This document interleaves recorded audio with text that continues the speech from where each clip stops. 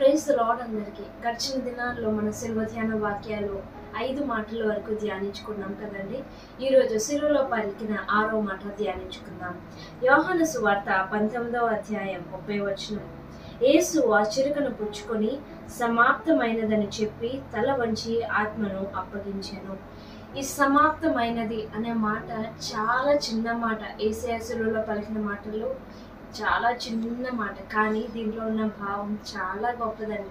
It's an expression of satisfaction. సంపూర్తిగా ఆయన పలికిన మాట. అలాగే it's satisfaction, it's an expression of relaxation కూడా. ఎందుకంటే సృష్టి ఆరంభంలో ఆయన సృష్టి అంతా చేసి సంతృప్తిగా ఆయనకి అనిపించింది తర్వాత ఆయన విశ్రమించారు. అలాగే రిలాక్సేషన్ అంటే యేసయ్య ఈ లోకానికి వచ్చారు. తండ్రి చెప్పిన ఆజ్ఞ ప్రకారం ఈ లోకానికి వచ్చి ఆయన పని ముగించుకున్నారు. కాబట్టి ఆయన ఏమని పలికారండి? సమాప్తమైనదని పలికారు. యేసయ్యకి ఆయన సిలువ వేస్తారు, ఆయన చనిపోతారు, ఆయన సిలువలో మాటలు పలుకుతారు అనే విషయాలు యేసయ్యకి తెలిసే ఉంది. ఆయన శిష్యులతో కూడా చెప్పడం జరిగింది. అకస్మాత్తుగా ఇది జరగబోయిన విషయం అయితే ఏమీ కాదు.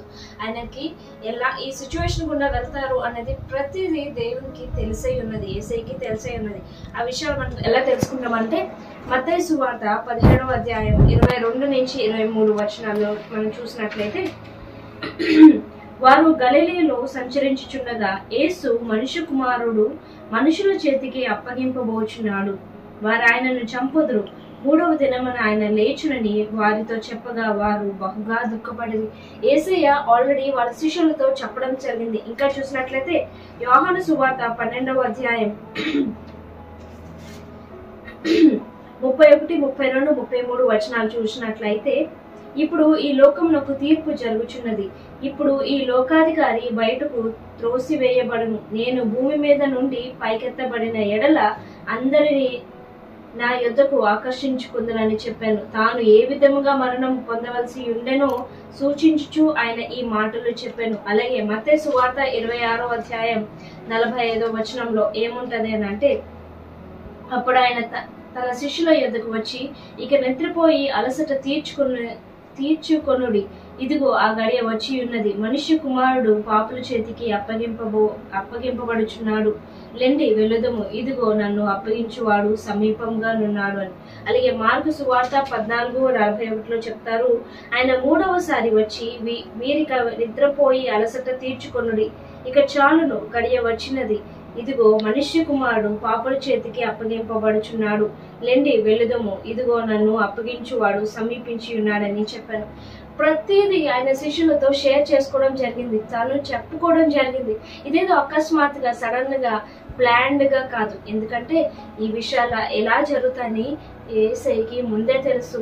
అలాగే తన శిష్యులకి కూడా చెప్పడం జరిగింది. యేసయ్య గెత్సేమనే తోటలో ఆయన ప్రార్థిస్తూ ఉంటారు తన తండ్రికి. ఏమని అంటే, తండ్రి నీ చిత్తమైతే ఈ గిన్నె నా నుండి తొలగించుమని. అప్పుడు చాలా వేదనతో ఆయన చాలా దుఃఖాక్రాంతుడై, ఆ శ్రమ ఎలాంటి శ్రమ ఆయనకి తెలుసు కాబట్టి ఆయన విపరీతమైన భయంకరమైన శ్రమ గుండా ఆయన వెళ్తా ఉన్నాడు. ఆ హైపర్ టెన్షన్ వల్ల ఆయన చెమట రక్తంగా మారడం కూడా జరుగుతుంది. అప్పుడు తండ్రి ఎవరిని పంపిస్తారో తెలుసా అండి? ఒక దూతను పంపించి ఆయనను బలపరుస్తుంది. అప్పటికే ఆయన చాలా వీక్ అయిపోయి ఉన్నారు. అది గురువారం ఆ రాత్ర వారు యేసయ్యని పట్టుకోవడం జరుగుతుంది. అది మనకి ఎక్కడ తెలుస్తుంది అంటే లూకా సువార్త 22వ అధ్యాయం 53వ వచనం. నేను అనుదినము మీ చెంత దేవాలయంలో ఉన్నప్పుడు మీరు నన్ను పట్టుకొనలేదు, అయితే ఇది మీ గడియయు అంధకార సంబంధమైన అధికారము అనేను. ఇక్కడ యేసయ్యని గురువారం పట్టుకోవడం జరిగింది కదండి. వారు కోర్టుకి నుంచి కోర్టుకి, ఈ కోర్టు నుంచి ఆ కోర్టుకి అలా తిప్పుతా ఉన్నారు. శుక్రవారం మార్నింగ్ 6 గంటల నుంచి 9 గంటల లోపు 9 కల్లా యేసయ్యని సిలువ వేయడం జరిగింది. ఆ గుంతలో ఎక్కడైతే ప్లేస్మెంట్ చేయాలో అక్కడ ఆయనని పెట్టడం జరిగింది. అయితే 9 నుంచి 12 వరకు ఆయన తాను పలకాల్సిన సిలువలో పలకాల్సిన 3 మాటలు పలికారు. ఏమైంది? తండ్రి వీరేం చేయుచున్నారో వీరు ఎరుగరు కనుక వీరిని క్షమించమని, అలాగే దొంగకి ఇచ్చిన వాగ్దానం నెరవేరుస్తారు, నేను నీవు నాతో పాటు పరదేశంలో ఉండు అని. తన తల్లికి ఇస్తున్న ఆదరణ మాట, అమ్మ ఇదిగో నీ కుమారుడు అని. తర్వాత 12 నుంచి 3 గంటల వరకు గాఢాంధకారం అయిపోయింది. ఎందుకు గాఢాంధకారం అయిపోయింది అనేది ఈరోజు మనం చెప్తాం. యేసయ్య ఎందుకు ఇలా అన్నారంటే, అయితే ఇది మీ గడియయు అంధకార సంబంధమైన అధికారము అనేను. యేసయ్య ఆ టైంలో ఎవరితో పోరాడుతున్నారు అని అంటే అంధకార సంబంధమైన వాటితో, ఆ సైతానుతో. ఏదైతే శ్రమలో వహిస్తుందో, మన పాపం గుండా ఏదైతే మనం లాక్కెళ్తుందో వాటితో యేసయ్య పోరాడుతున్నట్టు మనం తెలుసుకుంటున్నాం. అందుకనే ఆ 3 గంటలు చాలా చీకటిలో ఉన్నారు. ఆ చీకటి అయిపోయిన తర్వాత పలికిన 4వ మాట ఏంటంటే, నా దేవా నా దేవా నా చెయ్యి ఎందుకు విడిచితివి అని పలుకుతారు. ఆ పలికిన ఇమీడియట్గా నేను దప్పిక కొని ఉన్నాను అని చెప్పి అంటారు.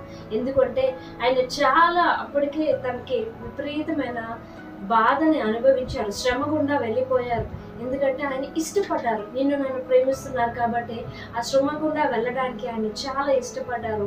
అందుకనే నేను తప్పిగున్నాను అని లేఖనం నెరవేరినట్లు ఆయన వాక్యం చెప్పడం జరిగింది. ఆ చెప్పిన ఇమ్మీడియట్గా ఆయనకి ఏమి ఇస్తారంటే చెరకను ఇస్తారు. ఎందుకంటే దప్పిగున్నాను అంటారు కాబట్టి ఆ చెరకని ఇవ్వడం జరుగుతుంది. ఆ చెరకని ఆయన పుచ్చుకున్నప్పుడు పలికిన మాట ఇది, సమాప్తమైనది అని. ఈ విషయంని మనం చాలా జాగ్రత్తగా ఆలోచించవచ్చు.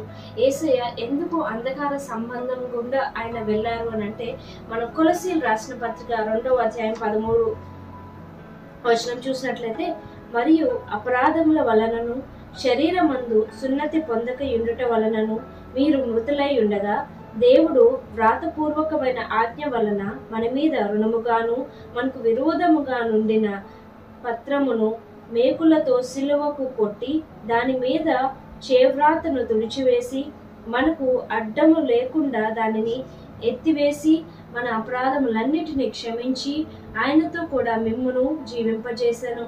ఆయన ప్రధానులను అధికారులను నిరాయుధులనుగా చేసి శిలువ చేత జయోత్సాహంతో వారిని పట్టి తెచ్చి బాహాటంగా వేడుకకు కనపరిచెను. దేవుడు అంధకారమైన సంబంధంలో నుండి మనం విడుదల చేసి మనల్ని ప్రేమిస్తున్నారు కాబట్టి దేవుని కుమారుని యొక్క రాజ నివాసంలో చేర్చాలని ఆయన ఆశపడుతున్నారు. ఆయన మనల్ని ఎంతో ప్రేమించారు కాబట్టి ఆ అంధకార సంబంధమైన అంటే చీకటి దేనికి సాదృశ్యం అండి? పాపానికి సాదృశ్యం, శ్రమకు సాదృశ్యం అన్నమాట. వీటన్నిటిని ఆయన జయించారు. వీటన్నిటిని ఎందుకు జయించారు అని అంటే తండ్రికి మనకి సంబంధం కుదర్చడానికి. ఎందుకంటే మన పాపం వల్ల ఒక అడ్డుగోడగా ఉండిపోయింది తండ్రికి మనకి. ఆ అడ్డుగోడని తొలగించడం కోసం యేసయ్య ఈ లోకానికి రావడం జరిగింది. ఆయన వధింపబడిన గొర్రె పిల్లగా ఆయన ఈ లోకానికి వచ్చి ఆయన బలిగా మారారు. ఎందుకంటే నా పాపం వల్ల దేవునికి మనకి ఉన్న సంబంధం మనం కోల్పోకుండా ఉండాలి అని చెప్పేసి ఆయన మధ్యవర్తిగా వ్యవహరించడం జరిగింది. ఇప్పుడు మనం దేవునితో సరాసరి మాట్లాడుకోవచ్చు. అంత సంబంధాన్ని దేవుడు మనకి కుదిర్చారు. నా పాపాలకి ఆయన క్రయధనం చెల్లించారు. ఆయన వెల ఆల్రెడీ చెల్లించేశారు. మన శ్రమల నుంచి, మన పాపాల నుంచి, మన దోషముల నుంచి, మన అపరాధముల నుంచి అన్నిటినీ ఆయన కొట్టివేశారు. ఆయన వెల చెల్లించేశారు. అందుకనే ఆ మాట చెప్పడం జరిగింది, సమాప్తమైనదని. ఈ దినాన యేసయ్య తన తండ్రి చెప్పిన ఆజ్ఞలన్నిటినీ పాటించి ఆయన చెప్పిన ప్రతిదీ ఆయన చేసుకుంటూ వచ్చారు.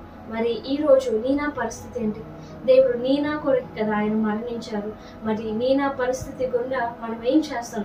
యేసయ్య దేవుణ్ణి నిజంగా సాటిస్ఫై చేస్తున్నామా లేదంటే మనం నటిస్తున్నామా? దేవుని యొక్క రక్షణ మనకి ఇచ్చేసి వెళ్ళారు ఉచితంగా. ఆయన కృప వల్లనే మనం ఉచితంగా మనం బ్రతుకుతున్నాము. మనం క్షేమంగా ఉన్నాము అంటే అది కేవలం ఆయన కృప, ఆయన దయ వల్లనే అనే విషయాన్ని గుర్తుపెట్టుకుందాం. మరి ఎంతవరకు నీ రక్షణని మనం కాపాడుకోగలుగుతున్నాం అనేది ప్రశ్నించుకుందాం. మనం చేసే పనిని మనం ఫినిష్ చేస్తున్నామా లేదా అనేది ఒకసారి ప్రశ్నించుకుందాం. దేవుడు తన పనిని ఫినిష్ చేసుకుని ఆయన వెళ్ళారు.